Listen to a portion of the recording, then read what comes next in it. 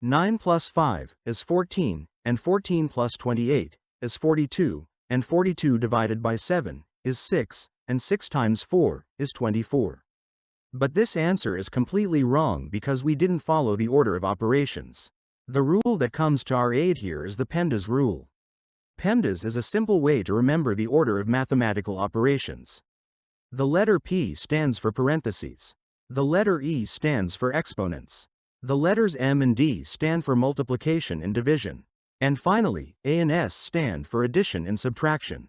So in short, parentheses, exponents, multiplication and division, then addition and subtraction. According to the order of operations, we must first solve inside the parentheses, so 9 plus 5 is 14, and the expression becomes 1428 divided by 7 times 4. After the parentheses, it's the turn of multiplication and division, which we solve from left to right. 28 divided by 7 is 4, and 4 times 4 is 16, and finally 14 plus 16 is 30. Now, what if we have two parentheses? How do we solve them? In this type of question, we start with the larger parenthesis, like in this question.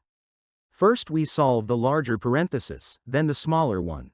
6 divided by 2 is 3, and 3 times 6 is 18. The result of the second parenthesis is also 5 plus 1, which is 6, and the expression becomes 18 minus 8 times 6. After the parentheses, it's the turn of multiplication, so 8 times 6 is 48, and finally 18 minus 48 is negative 30. Subscribe to the channel and like the video to get smarter every day.